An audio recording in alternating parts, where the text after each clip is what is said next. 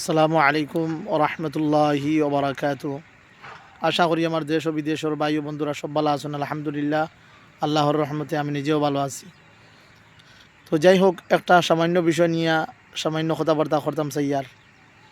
তো আর আমার মুরব্বী সাহেবরে একজন মাস্টার সাহেবে আনিয়া তান গাছও বাড়ির তান গাছের মধ্যে বিলাতি বরই ধরছে।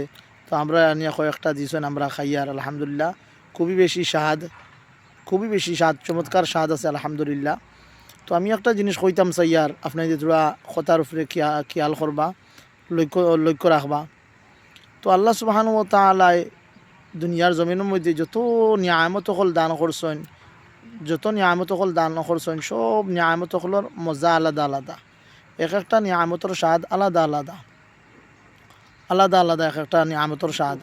তো যাই হোক, আমি আল্লাহ সুবহানাহু ওয়া তাআলার যেই সময় আমরা আল্লাহ সুবহানাহু ওয়া তাআলার নিয়ামতগুলা খাইমু, পান করমু, বক্ষণ করমু, সেই সময় আমরা বেশি বেশি করে আল্লাহ সুবহানাহু ওয়া তাআলার শুকরিয়ারে আদায় করতাম। এতে আল্লাহ সুবহানাহু ওয়া তাআলা আমরা তার নিয়ামত হল আরও বাড়াইয়ে দিবা। সুবহানাল্লাহ বিহামদিহি সুবহানাল্লাহিল আযীম। তো সবাই ভালো থাকুক, সুস্থ থাকুক। আল্লাহ হাফিজ, ফি আমানিল্লাহ।